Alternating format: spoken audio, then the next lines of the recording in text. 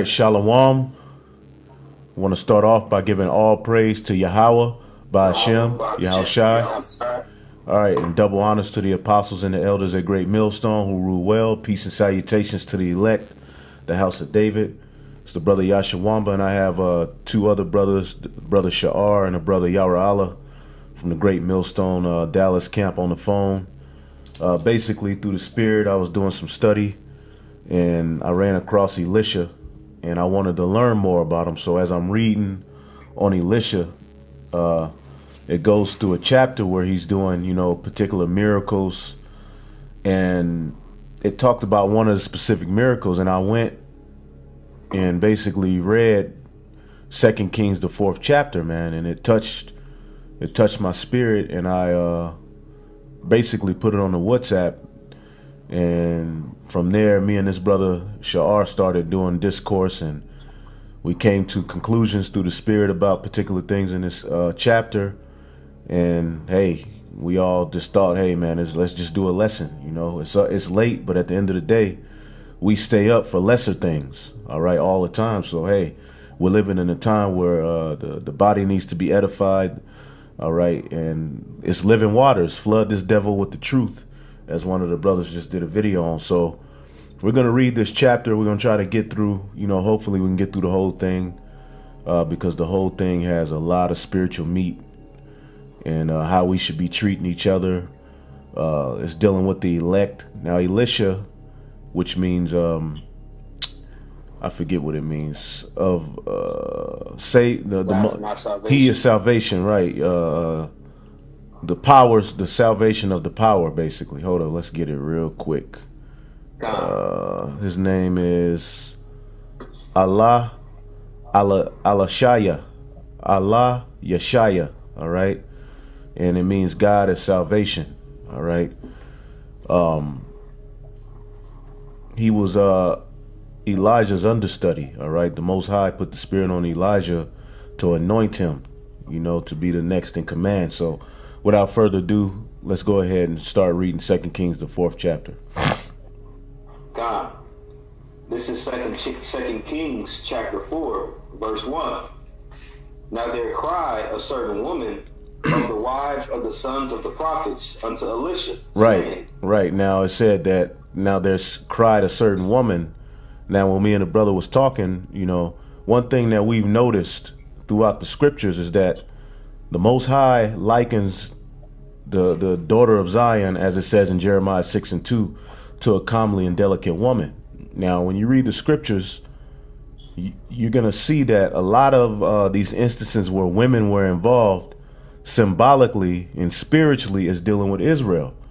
All right. Now, it said that this particular woman cried out. And what could this be likened to? Because she was in debt, as you keep reading, and we'll show you. But real quick, and we're going to get Luke. I'll read it. This is Luke chapter 18:1, and he spake a parable unto them unto this end, that men are always to pray and not faint. And that's basically what this story is talking about here in 2 Kings. It says, saying there was in a city a judge who feared not the Most High, neither regarded man. And there was a widow in that city, and she came unto him, saying, avenge me of mine adversary. All right. So this widow was in a detrimental situation. Okay. And this widow, just like this widow in 2 Kings, all right, is talking about us, the elect. Okay. If you wanted to say something, you can, brothers. Tom, you got it, brother. Unless, Okay. It says, avenge me of my adversary. And he would not for a while, but afterward he said within himself, though I fear not God nor regard man, yet because this widow troubleth me, I will avenge her, lest by her continually coming she weary me. All right, so that's one example. And real quick, we'll get this is 2 John 1:1. The elder unto the elect lady and her children. Okay, the lady to the elect, the elder unto the elect lady and her children. The elect lady is essentially the elect, the house of David. all right, the bride of Yahweh Ba'ashem Yahushai, all right, that widow who he's coming to rescue. Okay, so these letters were to the house of David, the elect and her children. We are the children, as it says in what? What's that? Sirach 44, talking about the men of the Lord. They are a generation unto themselves, and if we are those men, we are the children of those men. Okay, one more. That's right. One more, and you can break it down. This is 2 John 1:5. And now I beseech thee, lady, not as though I wrote a new commandment unto thee, but that which ye had from the beginning, that we love one another. The lady. Yeah, that's a beautiful point. You know, it shows, like you had mentioned before, that lady is the elect. And also, too, it shows you that this woman, you know, the church, this body, they were already established from the beginning of the earth. There you go. You know, there you go. That's really a key point, which shows you that this lady truly is talking about the body. You know, the elect. That's a beautiful scripture there. That's right, brother. You know? That's right. Now let's go back to 2 Kings. So when you read stories like about the woman who grabbed the skirt of the Messiah, that means that she knew, all right, that if she could touch him, she could be healed. She had that much faith, and she was healed. She was bleeding for 12 years, I think. Yeah, 12 years. Okay, you had the lady who poured the oil on the feet of the Messiah. These things are all symbolic of the elect and what we would be doing in the spirit here in these latter days. All right? That's right. And we're going to get that power. Go ahead, brother. God, this is 2 Kings chapter 4. I'm going to start at verse 1 again. Now there cried a certain woman of the wives of the sons of the prophets unto Elisha, saying, Thy servant, my husband, is dead, and thou knowest thy servant did fear the Most High. Right. So basically, her husband was a man of the Lord. He passed away, but he acquired some debt. All right. Go ahead. And the creditor is come to take unto him my 2 sons to be bondmen. Right. So basically, if she didn't come up with the money, her children, you know, were gonna go into captivity. That judge that we just read about in Luke was basically putting hell on the widow. It's the same situation. Go ahead. Yeah, that's right. That's right. Do you want me to continue? Yeah. Go ahead and keep reading. Verse 2. And Elisha said unto her, What shall I do for thee? Tell me, what hast thou in the house? And she said, Thy handmaid hath not anything in the house save a pot of oil. All she had was a pot of oil. Now, what does the oil represent, brothers? I know you already know that. That's this truth. Okay, that's just truth. Absolutely. Mind if I say something? Go ahead, brother. Yes, when we read these accounts of history, it's always a story that's being told. That's why the Apostle Paul had pretty much said, loosely paraphrasing, all these things are written aforetime or written for our learning. You know, and this is part of that something with this that Yahushua does. All right, but when you find certain accounts like this in the Old Testament, New Testament, whatever, like really take heed to the story that's being told. Really take heed to really it's being accounted, because that's meant for us to understand in these latter days, which we're living in right now, the true message. Because Yahushua would always use parables like this, the example, what we read in Luke the 18th chapter, as what was being told right here. All right? That's right. And through the Spirit of the Lord dealing with you, that's when that understanding will be brought forth to you. Right. The Spirit of the Lord supping with you, you know? That's right. That's right. Did you want me to continue reading? Yeah. We go keep going. Verse 3.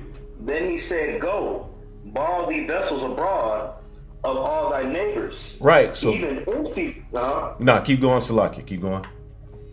Even empty vessels, borrow not a few. So basically, Elisha told this lady, all right, to go and get vessels, all right, from all of her neighbors, empty vessels, all right, and borrow not a few. Now, that's another thing you can notice here is that our nation had some sort of togetherness. She can just go to particular people and get vessels.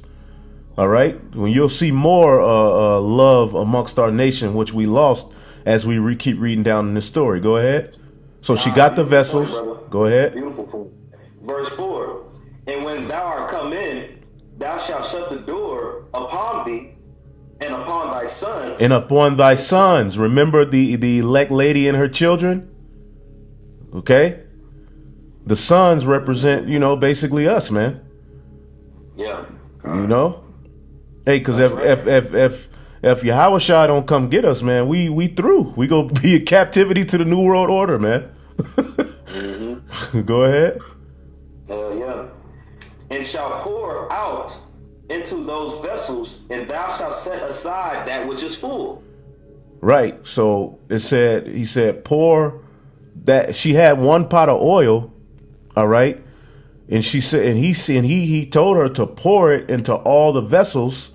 All right, so I'm pretty sure if she was faithless, she would have been like, how in the hell I'm going to pour? Why you got me to get all these vessels and I'm finna pour? I got one pot of oil, just one pot of oil. But through faith, she's going to be obedient and it's going to lead to a miracle. Keep going. God. And also at the end of that, because this is instruction which ELISHA gave, he said, and thou shalt set aside that which is full. So when you put yourself in the shoes of ELISHA saying this, and we'll see later on, but he's like, he knows, like, some of them it's going to be so much oil, some of them ain't going to be able to be full. Right. So he said, put the ones to the side which are full. So it shows there's going to be some other ones that don't got it. Right. Plenty of oil. But right. I'll continue. Verse 5. So she went from him and shut the door upon her and upon her sons, who brought the vessels to her, and she poured out. Right. So she's just pouring all of this oil into these vessels, man. Go ahead. And it came to pass, when the vessels were full, that she said unto her son, bring me yet a vessel. Right. And he said unto her, there is not a vessel more, and the oil stayed. So basically he was like, there ain't no more bottles, man. Like this is it. All of the bottles were full, and there was still more to pour. You see that? Through obedience, basically a miracle is happening, man. And that oil represents this truth, man. And that's ultimately what, like it says in Revelations, they overcame the devil by the word of their testimony, by the blood of Yahushua, by the word of their testimony, man. Now, what's that precept you brought out? I'll read it for you about my cup runneth over. Where is that at? I got you. It's in the book of Psalms, chapter 23, verse 5. Let me see. I'll bring it out for you, brother. I'll bring it out. I got it. This is, I start at Psalms 23 and 4. It say, yea, though I walk through the valley of the shadow of death. And really quick, though I walk through the valley of the shadow of death, when we read this is our forefather David, the king that's going to reign under Yahushua in the kingdom. And he's pretty much saying, though I walk through the valley of the shadow of death. That shows you that's, us speaking right now, too. That's right. Because David was in the seat of rulership when he said this. Right. But with us being of his house, he's talking about being in a low estate. And that low estate pretty much is America. And that's beautiful that you brought out Luke, the 18th chapter, because she was crying to the unjust judge. Right. And that's what we're doing while we're here. Right. You know what I mean? When I say that, of course we cry to the Heavenly Father, but in order to get certain bills, everything, take out loans, whatever, we got to go to this devil for things. We got to go to our enemy for the one of all things. Right. I got a quick precept. Here in Babylon, come. I got a quick precept.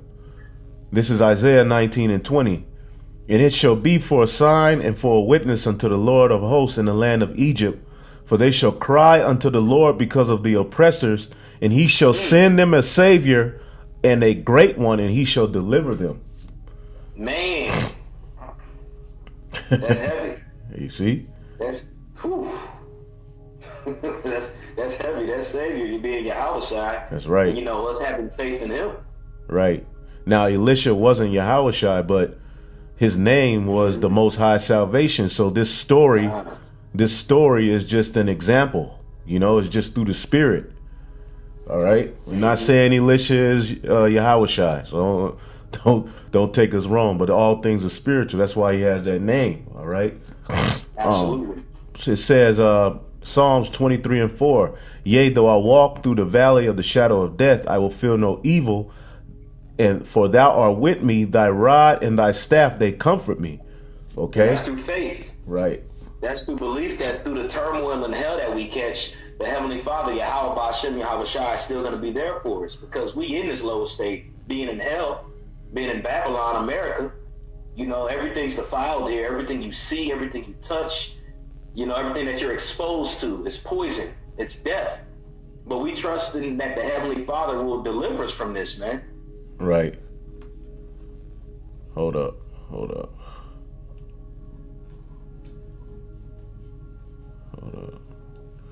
All right. It says, let me make sure still. Verse 5, Psalms 23:5. It says, thou preparest a table before me in the presence of my enemies. Thou anointest my head with oil. My cup runneth over. Woo! Yeah, thou anointest my head with oil. What does that oil mean? That oil means the knowledge, the truth, and that's what we have. Saying that as David saying it, you know what I mean? That lady, what was left in her house? It was oil, So that's all we got. What we just read in 2 Kings, the 4th chapter, how oil was continually being poured in these different vessels until there was no more vessels left, but there was still plenty of oil. Right. That's right. That shows you who gives the increase at the end of the day, man. Right. Hey, that's right, brother. That's right. And we here amongst our enemies in this table, we have all this prepared for us. We sitting in the den of our enemies, but we still doing what's commanded through faith. Right. You got it. It says, this is Psalms chapter 45:7. Thou lovest righteousness and hatest wickedness. Therefore God, thy God, hath anointed thee with the oil of gladness above thy fellows. You see that? That's only the elect is going to be anointed, all right, with that particular oil. I'm going to read this one more. It's Psalms 92:10. But my horn shall thou exalt like the horn of a unicorn. I shall be anointed with fresh oil. Okay. So when we go to this story in 2 Kings 4, this oil is representing the truth, man. All right. Which the elect lady, all right, is going to attain it, man. And her children. All right. And they're going to have faith and believe, which is going to lead to deliverance ultimately, which is going to lead to spiritual power ultimately, which is going to lead to miracles. The only way you're going to get these things that we see our forefathers doing, Elijah making it not rain, all of that stuff that Moses did, is through belief. That's right. Because when he told her to go get the vessels, she could have simply been like, look, this is all the oil I got. What the hell you got? But she went and did it. Mm-hmm. All right. Now let's go back to 2 Kings 4. Come. 2 Kings chapter 4, verse 6. And it came to pass, when the vessels were full, that she said unto her son, bring me yet a vessel. And he said unto her, there is not a vessel more, and the oil stayed. Right. So remember, they got a bunch of vessels, so all of them were full. This is a miracle that our forefather, all right, through this woman performed. Okay. Now let's go. Keep going. God. Then she came and told the man of the Most High. And he said, go, sell the oil and pay the debt, and live thou and thy children of the rest. Right. Read that again, brother. That's beautiful, man. Read that again. Read it again, brother. God. Then she came and told the man of God and said, go, sell the oil and pay thy debt, and live thou and thy children of the rest. Right. So what is it? Didn't it say we're in debt? We're basically in debt. We were bought with a price. And now our job is to go sell this oil, all right? So that for the sealing of the elect. And that's how we're going to pay our debt off, man. Through the Spirit, ultimately, although it's from the foundation of the earth, we still have our job to do. And our job is to go out and sell this oil. This is our business. And it's only to the elect, all right? We ain't selling it to you heathen. We ain't selling it to 2/3. All right? Let's keep going.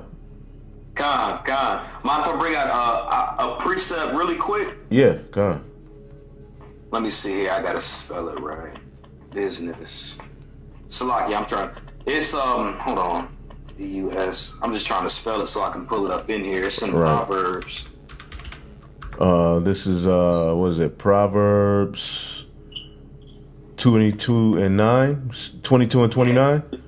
I believe that is being a part of your business. Yeah. It says, seest thou a man diligent in his business, he shall stand before kings, and he shall not stand before mean men. Yeah, see, a man is diligent in his business, and ultimately, when you start a business, you have to, of course, struggle with it, but you have to believe that business is going to be fruitful, and you're going to receive gain from that. Right. Goes to this business that we're part of, to sell that oil, like you had mentioned before. Right. This business that we're part of. We gonna stand amongst kings at the end of the day. Right. We're amongst great men. Get ye amongst great men. That's right. We don't settle with mean men. You right. see what these guys are out here doing, the doctrines that they preaching. No, this thing is amongst men that are thus minded, this body. That's right. This is Romans 12 and 11. Not slothful in business, fervent in spirit, serving the Lord. Here you go. Yep. So not being slothful, man.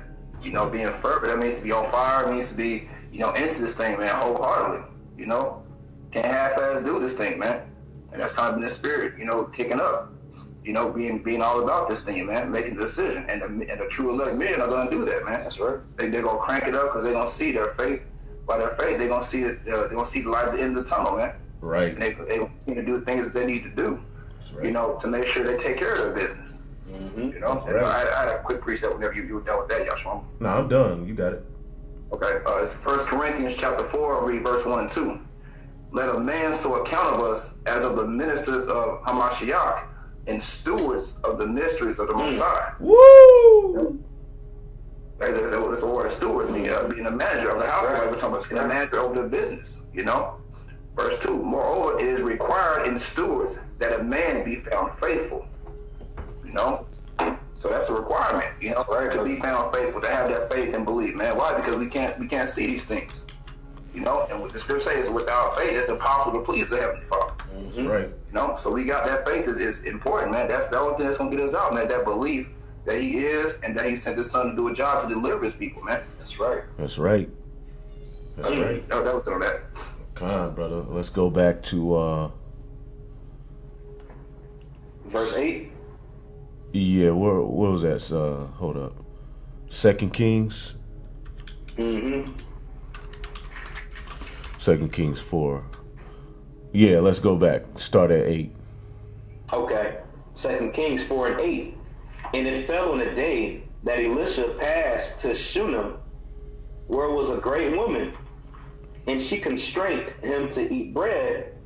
And so it was that as oft that he passed by, he turned in thither to eat bread. Right. Now, in this particular woman, all right, now, one thing that me and the brother, we came to the conclusion too, that when you read this story, when you read about this story, Elisha was sort of like a poor man. All right. He was sleeping like you're going to read. He was sleeping on people's couches. All right. People brought him alms, but he was a prophet of Yahweh Ba'Shem Yahweh Shai, man. He was a man of the Lord. Now, in these times, which we're going to read, people laugh that particular apostles come and sleep on brothers' couches. Well, was Elisha a bum for sleeping on somebody's bed? Great point. So keep going. And this woman here, when you read this woman is basically how we should treat each other in this truth, man. We should love one another, clothe one another. When I was hungry, did you feed me? You know, all of these things, although it's really starting with the teaching of the word, is how we treat each other in this brotherhood, man. But the ultimate form of clothing, as in feeding and visiting while in jail, is to preach the word, the preaching and giving the understanding of the word through the comforter. But it goes into how we treat each other, and this woman sees that he's a man of the Lord and he's going around doing the work, and she keeps feeding him, meaning that he was a needy brother, man. But the Lord took care of him through Israelites, man, because we had love amongst our nation, man, something we lost. And when we exhort that behavior, we're being used. You know, we're dumbasses. You know, we're letting people take advantage of us. But these are the things that are required of us, man. Salakia, keep going, brother. Khan, no, you good, brother. You good. This is verse 8. Oh, sorry. I had a quick precept for you. Yeah. Matthew chapter 10. That's what I was looking for. Okay. I'm going to start at verse 7. And as you go, preach, saying the kingdom of heaven is at hand. Heal the sick, cleanse the lepers, raise the dead, cast out devils. Freely ye have received, freely give. Provide neither gold, nor silver, nor brass in your purses, nor scrip for your journey, neither 2 coats, neither shoes, nor yet staffs. And this is the point. For the workman is worthy of his meat. Woo! Woo! And spiritually, that's what we're doing. You know, when brothers are waking up, that's healing the sick. That's letting the blind see. Now, we're going to do these things physically, but right now, the spiritual healings and the miracles are done through the elect being raised up from that dead state. All right. And the workman is worthy of his meat. All right. But Jake doesn't have that mentality. We're pushing the mentality that our ancient forefathers, the men of the Lord, pushed, man. All right. So let's go back. Were you finished there? I got a quick one, really quick as well. Just a quick one too. Just going into how you said how it's good to treat one another. You know, this is Matthew chapter 22, I'm going to start at verse 38. This is the first and great commandment, and the second is like unto it. Thou shalt love thy neighbor as thyself. And these 2 commandments hang all the law and the prophets. You know, because you brought up a beautiful point, pretty much saying how we're supposed to treat each other, being brothers, you know, being part of that church. Right. You know, ELISHA said that's pretty much the most important commandment. Right. You know, all the law is fulfilled in that, you know. Fear the Most High and love your neighbor as yourself, you know. God, brother. But yeah, I can go back to 2 Kings. That was it on that one. Okay, go ahead. This is 2 Kings chapter 4, verse 9. And she said unto her husband, Behold now, I perceive that this is an holy man of the Most High, which passeth by us continually. Right, which show you that the women of the ancient time were way above the women of this time, man. She had enough, you know, wherewithal to know that this is a man of the Lord, man. Okay, the women of these times, they don't look at us and see men of the Lord. They just see niggas, man. Right, that's right. You see what I'm saying? Keep going. Come on, brother.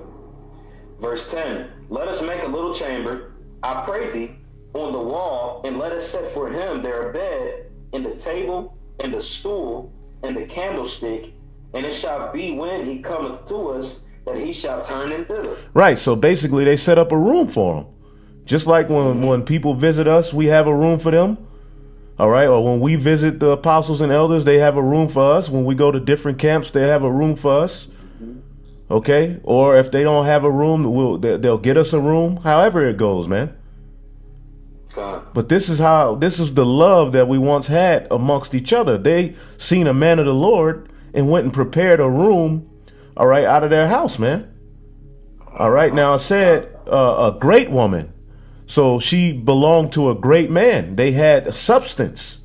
You see that? Keep going. God, verse 11. And it fell on a day that he came thither, and he turned into the chamber and lay there. So was he a bum? Is that something worthy of laughing at? You know what I'm saying? Go ahead. Verse 12. And he said unto Gehazi, a servant, call this Shunammite. And when he had called her, she stood before him. All right. And he said unto him, say, I'm gonna be right back, brother. Keep reading real quick. I'm gonna be right back. Okay. And he said unto him, say now unto her, behold, thou hast been careful for us with all this care. What is to be done for thee? Wouldest thou be spoken for to the king or to the captain of the hosts? And she answered, I dwell among my own people. And he said, what then is to be done for her? And Gehazi answered, verily she hath no child, and her husband is old. And he said, call her. And when he hath called her, she stood in the door. Right. All right, I'm going to continue. Verse 16. And he said, about this season, according to the time of life, thou shalt embrace a son. And she said, nay, my lord, thou man of God, do not lie unto thine handmaid. And that shows that lack of faith. Right, lack of faith, right. Yeah. And the woman conceived and bare a son at the season that Elisha had said unto her, according to the time of life. You know? Right. And this is heavy as well, because Elijah represented, he came in instead of a prophet. He was a prophet, you know, and a prophet does what? Speaks the words of the Lord, you know. So this stuff that he said, this stuff that we say according to the scriptures, and all that stemmed from faith, which she needed to receive it. But the words is true. Right. Just be obedient and follow your instruction, and you're gonna go about your way in fruitfulness, you know. Right. Right. Like he was talking about that cup that overfloweth, we have to believe that. Right. You know? Right. When Elisha went to that first lady and made the statement pretty much saying, follow these commandments, use that oil, do this, and you're going to be all right. She did that. It was good. That came from faith. You know? He didn't have to be there to do it, because if he was there to actually do that action, she wouldn't have believed it all the way. You know? That's right. That's right. I'm gonna jump back to I'm gonna go to verse 18. And when the child was grown, it fell in a day that he went out to his father to the reapers. And he said to his father, my head, my head. And he said to the lad, carry him to his mother. Right. So basically he had a headache and something was wrong with his head. All right. Mm-hmm. So he's like, damn, Dad, you know, my head hurts. Shit. So he carried the child to his mother. Go ahead. And when he had taken him and brought him to his mother, he sat on her knees till noon and then died. Right, so he died. Now, we're going to jump down here. We don't have to read that whole thing. It's a real good read. You jump down to...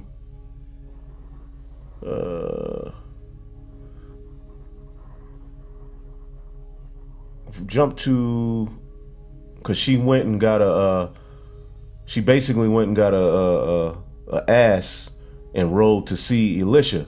You know what I'm saying? Mm-hmm. To be like, what's going on? You know, like my child died.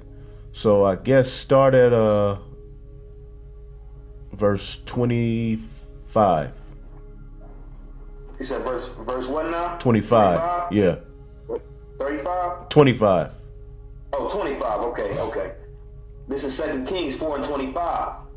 So she went and came unto the man of God to Mount Carmel.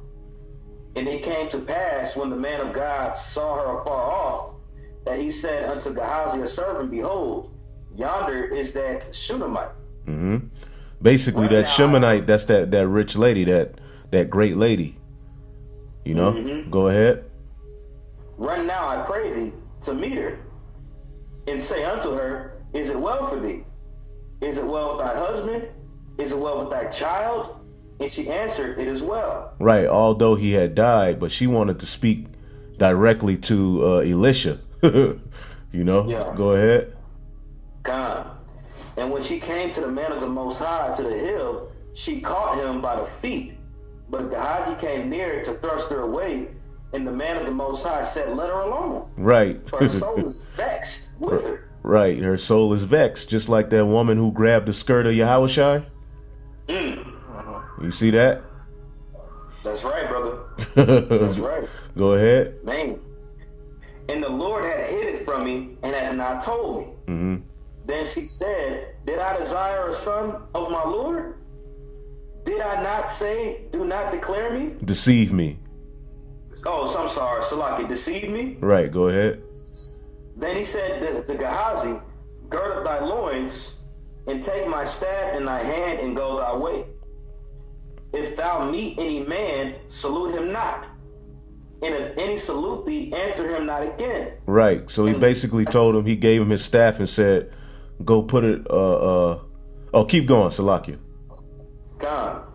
And lay my staff upon the face of the child. Right. And the mother of the child said, as the Lord liveth, and as thy soul liveth, I will not leave thee. And he arose and followed her. That's right. So she like, look, I'm taking you to my son. She had faith. Like, that's why she grabbed him by his garment. Like, look, you got to help this situation out. I know you're a man of the Lord, but you gave me a son. But look, he dead, keep going. God. And Gehazi passed on before them and laid the staff upon the face of the child, but there was neither voice nor hearing. Wherefore he went again to meet him and told him, saying, the child is not awake. Right, because the Lord didn't choose Gehazi to do that particular miracle. He chose Elisha. Yeah. Go ahead. God. And when Elisha was come unto the house, behold, the child was dead and laid upon his bed. He went in therefore and shut the door upon the twain and prayed unto the Lord. And he went up and lay upon the child and put his mouth upon his mouth and his eyes upon his eyes and his hands upon his hands, and his stretched himself upon the child, and the flesh of the child waxed warm. That breath. That breath, bro. That breath. It said his mouth upon his mouth. Right. Now, of course, we know that, you know what I mean, it isn't our breath that does it, but that sounds like symbolic of the breath, because when you read it, matter of fact, I'm gonna get it really quick. What you want, Ezekiel 37? I was gonna bring up John 6. Okay, yeah, get that too. What is it? John 6 and what? 63. It says, John chapter 6, verse 63. Salakia. It is the spirit that quickeneth, the flesh profiteth nothing. The words that I speak unto you, they are spirit and they are life. And when you go into that word quicken, it means to be made alive. You know, like onto the creation story. All right. And when Adam, received the breath of the Most High, it says what? He became a living soul. Right. And we are the children of the mother. Didn't it say to the elect lady and the children? And we were dead. All right. But there's a prophecy that in the latter times we would be given the comforter, which is the Holy Spirit. All right. And that would we would stand on our feet as a great army, as it says in Ezekiel. God. That's right. That's right, brother. Ooh, that's deep. Yeah, the Lord doesn't do this stuff for no reason. He won't just have hand to hand, head to head, mouth. It's a reason behind everything that's in these scriptures. Right. Everything. Right. I'll continue. This is Ezekiel 37 and 8. And when I beheld, lo, the sinews came up, and the flesh came up, and the skin covered them above, but there was no breath in them. All right, so there was a point we knew that we were Israelites, but we didn't have the breakdowns. You know what I'm saying? Yeah. The breakdowns didn't really start coming out until like what, 90s, the 80s and 90s, all the way up to now. It's all coming out. That's right. It said, then he said unto me, prophesy unto the wind, prophesy, son of man, say to the wind, thus said the Lord God, come up on the four winds, O breath, and breathe upon these slain that they may live. So I prophesied as he commanded me, and the breath came into them, and they lived and stood up on their feet, an exceeding great army. There you go. That's it. Sounds like lady. That breath, it was that truth, that knowledge, man. Right. Being poured, being breathed back into him. Right. Bringing him back to life. That's right. Ooh, that's cold blooded. That's right. And this lady had faith that Elisha can do that. You know, she was persistent, just like the lady who grabbed the skirt of Yahushua when after she was bleeding for 12 months. I mean, when you read the story, she couldn't get in through the door, so she went through the roof. Yeah. It came down, and she like grabbed him, and he looked, and when she grabbed him, Yahushua was like, "Who's this that touched me?"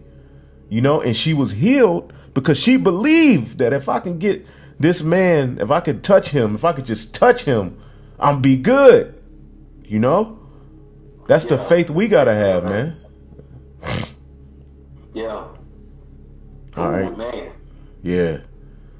So we're those children being resurrected, all right? Being resurrected, all right, with Yahushua, man. And we're gonna, if we're those children, we're gonna overcome death. All right? Upon the return of the Messiah. Now, that doesn't mean particular brothers ain't gonna be put to death, because if they do get put to death, when the Messiah returns, they'll be raised up first. No way to lose if you're a part of that body. All right. So go back. God. Read 34 again. This is 2 Kings chapter 4, verse 34. And he went up and lay upon the child, and put his mouth upon his mouth, and his eyes upon his eyes, and his hands upon his hands, and he stretched himself upon the child, and the flesh of the child waxed warm. Bro, Right. mind if I say something really quick? Come. Like, when you picture this, Elisha's face was directly in front of that child, you know, and it's just something. It's lucky if I sound like I'm doing too much, but what I think about is, you know how the scriptures say when you look upon a looking glass in Corinthians, you know, you're supposed to see the image of Yahushua. Not saying Elisha's Yahushua, but that breath that's right in front of you that you receive. Right. That's right. That's right. That's right. And that's true. All right. Face to face with it, you know. Come. This is verse 35. Then he returned and walked in the house to and fro, and went up and stretched himself upon him, and the child sneezed 7 times. Sneeze. Okay, I'm here. Okay, got you. Come.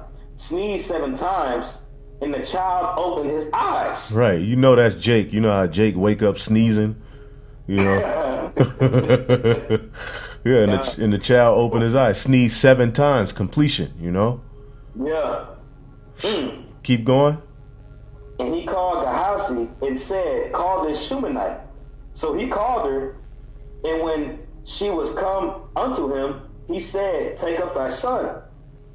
Then she went in and fell at his feet, and bowed herself to the ground, and took up her son, and went out. That's right. That's right. Hey, that's a miracle. We reading about miracles, man. That's right. And it was through her belief. It was through her faith. All right, keep going. And this is pretty much the end of it. We can just read on through and we'll be done. Go ahead. And Elisha came again to Gilgal, and there was a dearth in the land. Right. Now, when you look up the word dearth, it means a famine, basically. Hunger. I think the Hebrew word is ra'ab. Yep. Ra'ab. So ra'ib. So hunger. It was a dearth in the land. Go ahead. And the sons of the prophets were sitting before him, and he said unto his servant, set on a great pot and seethe pottage for the sons of the prophets. Go ahead. And one went out into the field to gather herbs and found a wild vine. Right. So so basically, that's showing you that our forefathers knew, all right, and their children knew about the herbs. All right. He went to the field and gathered the herbs, but he found a wild vine. Okay. Go ahead. God. And gathered therefore wild gourds, his lapful, and came and shred them into the pot of pottage, for they knew them not. Right. They never had ate that, you know? Come. They was like, what the hell is that? But he was like, let's try these out. You know, go ahead. Come. So they poured out for the men to eat. And it came to pass, as they were eating of the pottage, that they cried out and said, O thou man of God, there is death in this pot, and they cannot eat therefore. Like, this shit nasty, man. What the fuck is this? Like, what the fuck, man? What are you doing? Go ahead. But he said, then bring meal, and he cast it upon the pot, and he said, pour out for the people, and they may eat. And there was no harm in this pot, in the pot. Right. Another miracle. Go ahead. And there came a man from Baal Shalisha, and brought the man of the Most High bread of the fruits, 20 loaves of barley, and full ears of corn, and the husk thereof. And he said, give unto the people that they may eat. That's right. So here it is. There's a dearth in the land, and they're trying to gather up, you know, some anything, you know what I'm saying, to feed them and the people. And bam, the Lord, out of nowhere, just comes a man, you know, which was an Israelite, all right, and brought the man of God bread of the first fruits, 20 loaves, barley, and brought him food, man, that the people may eat. Okay? Showing you that there was love amongst our people too, man. That's right. All of this whole story we've been reading about is just nothing but gracious acts being done from one Israelite to another, man. You know? Go ahead. Come. And his servitor said, what should I set that, Salakia, what should I set this before 100 men? And he said again, give the people that they may eat. Right. For thus saith the Lord, they shall eat and shall leave thereof. So he said it before them, and they did eat and left thereof according to the word of the Lord. There you go. All right. And we're distributing this food out, man. We're distributing these living waters out, man. You know, so, that's right. Hey, man, through the Spirit, hopefully y'all were edified, man. We just wanted to go through 2 Kings, the 4th chapter. Me and the brother was like, forget it. You know, let's just get it. Well, the brothers, you know, the brother Yarala and the brother Sha'ar, we was just like, let's get it. You know, so hopefully y'all were edified, you know, through the Spirit. Y'all brothers got anything else? No, I'm good. No, I'm good. All right, brother. Well, we're going to give all praise to Yahweh, Ba'ashem, Yahweh Shai, and double honors to the apostles and elders at Great Millstone. Peace and salutations to the elect. Shalom. Shalom.